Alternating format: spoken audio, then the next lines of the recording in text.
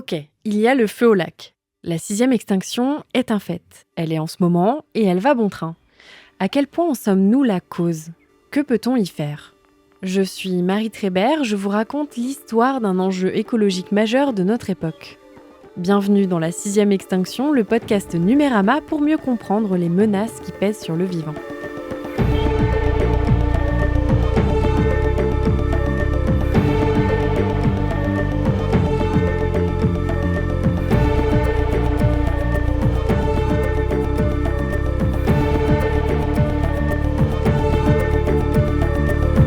Homo sapiens n'a beau être apparu que depuis 300 000 ans, le moins qu'on puisse dire, c'est qu'il fait un passage remarqué dans l'histoire de notre planète. Pour la première fois, une espèce a un impact visible et direct du fait de son activité sur l'ensemble de la biosphère mondiale. Et en quantifiant le vivant, on constate actuellement une chute accélérée de la diversité biologique. Serions-nous à l'aube d'une nouvelle extinction de masse, dont l'être humain serait le déclencheur ? Selon plusieurs études, l'arrivée d'Homo sapiens aurait entraîné une chute entre 15 à 42% de la diversité des mammifères, et cela concerne 56 espèces et 27 genres.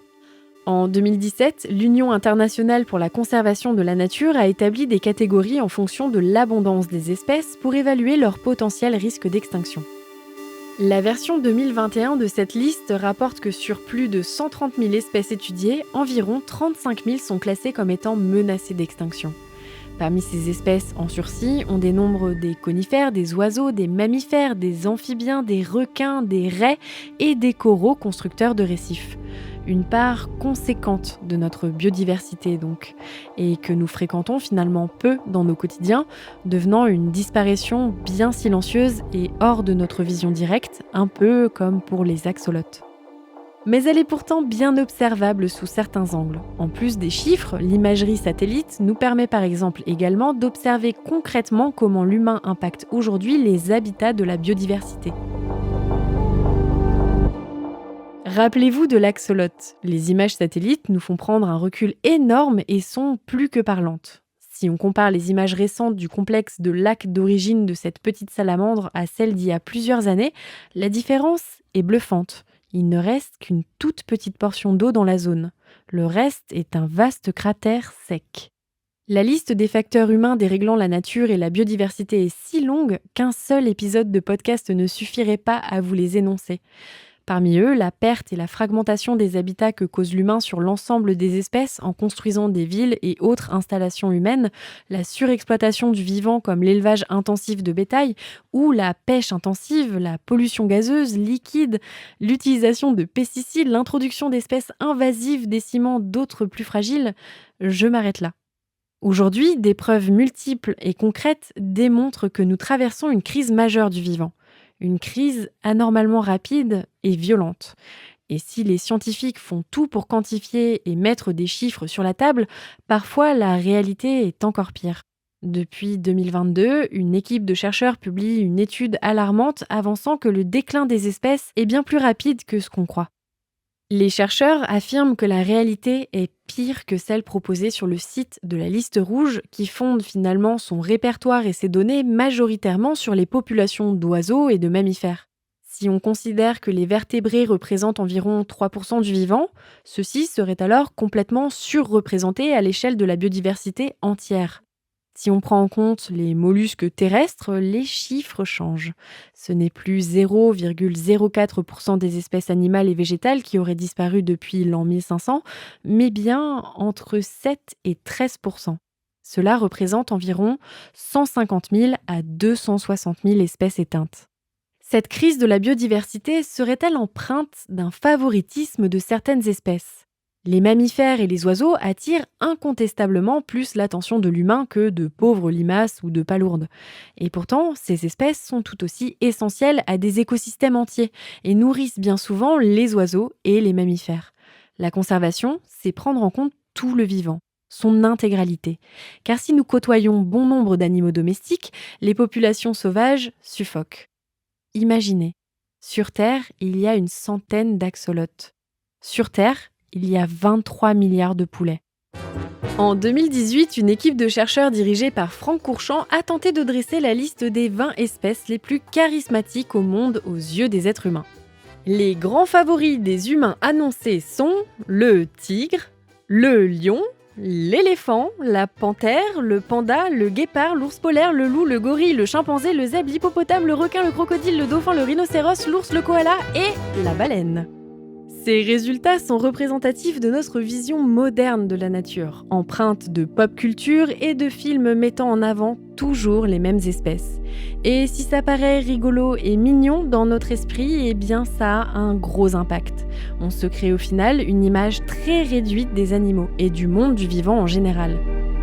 Le fait que globalement les champignons, les plantes et autres organismes vivants soient totalement invisibles à nos yeux, que les insectes soient bien souvent repoussants, est très problématique. Conserver la biodiversité, c'est changer son regard. Freiner l'érosion du vivant, ça peut aussi commencer par la curiosité et l'émerveillement de toutes ces espèces qui peuplent notre planète. Aimons les palourdes, les vers de terre, les araignées et les crustacés. On ne demande à personne de les câliner, mais seulement de les considérer, de les faire exister dans nos esprits, d'animer ces flammes du vivant dans nos têtes et nos cœurs.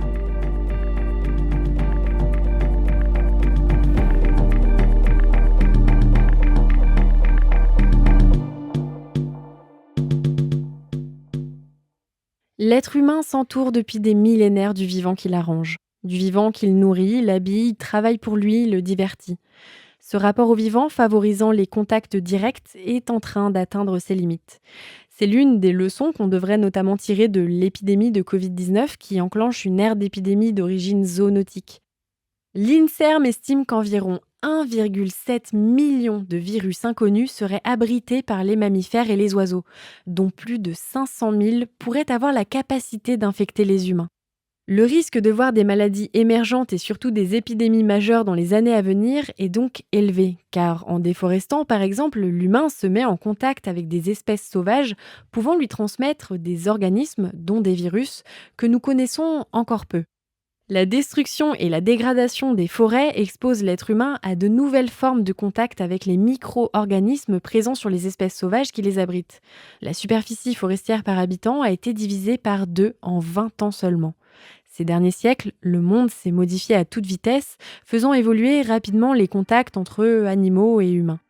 On estime aujourd'hui que plus de 60% des pathogènes émergents sont d'origine zoonotique et parmi eux, 71% sont liés aux animaux sauvages. Alors, certains nommeront cette nouvelle période de crise la 6e extinction, ou anthropocène, du grec cène, désignant les époques géologiques successives, et de anthropos, humain. Mais rappelons que pour qualifier officiellement une période de crise, celle-ci doit être terminée, car tout cela nécessite un recul immense quand on sait que les précédentes crises biologiques se sont étalées sur des centaines, voire des millions d'années. Actuellement, nous sommes toujours dans l'ère du Cénozoïque. Mais cela reste une belle façon de marquer et d'alerter les esprits, de mettre un nom dessus, ce qui est primordial pour sensibiliser. Car même si cette période est courte et sur une fourchette de 500 ans, on constate déjà visiblement la disparition d'espèces et elle interroge par sa rapidité hors norme. Oui, nous entrons dans une nouvelle ère d'extinction, mais nous serions surtout en train d'entrer dans l'ère de notre auto-extinction. Une issue probable si tout s'effondre autour de notre espèce auto-centrée. On parle même d'anéantissement biologique. Mais ne cédons pas à la peur et agissons dans l'amour du vivant. Un équilibre est encore possible. Le tableau n'est pas tout noir.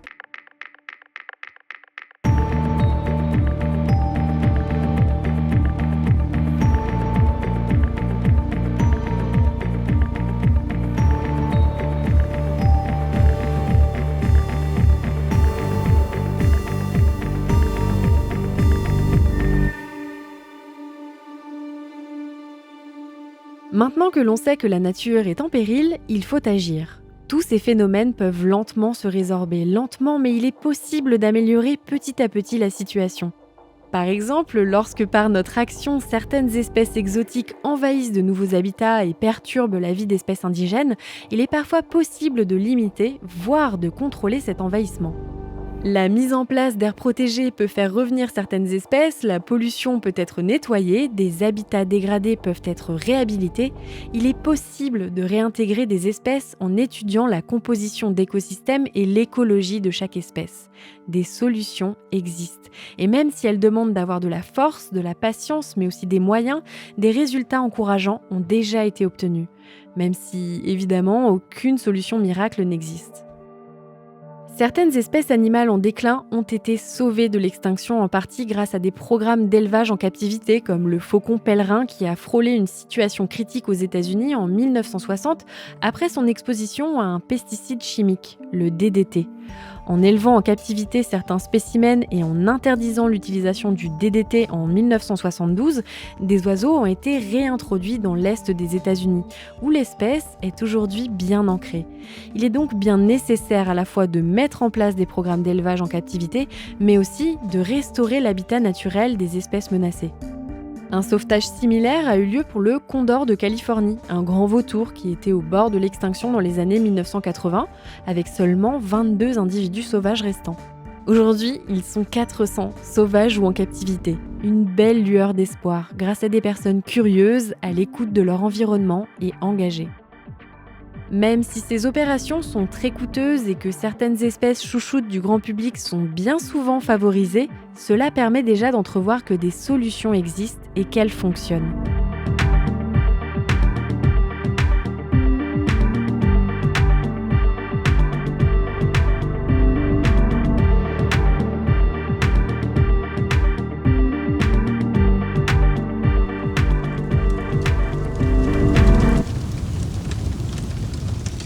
Les mots cachent parfois des histoires. Incendie. Que vous évoque celui-ci ? Il m'évoque un grand feu de joie, la chaleur du soleil, la passion de mes émotions quand je contemple la nature ou qu'un scarabée fou se dandine sous mes yeux dans la forêt. Il m'évoque la chaleur de la peau, le feu ardent de la vie.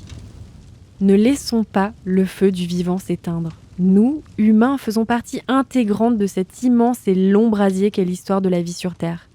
Alors oui, parfois la flamme s'affaiblit doucement, parfois la braise sera faible. Mais si nous, humains, sommes capables d'éteindre des feux, nous avons aussi la capacité de souffler dessus pour raviver cette incroyable force du vivant. En apprenant à composer avec, en étant tous et toutes ensemble, en changeant nos visions et nos habitudes, en considérant chaque espèce animale, nous entrerons peut-être dans une ère d'incendie et pas d'extinction. C'était le 6e et dernier épisode de la 6e Extinction, un podcast Numérama en 6 volets à retrouver sur toutes les plateformes d'écoute.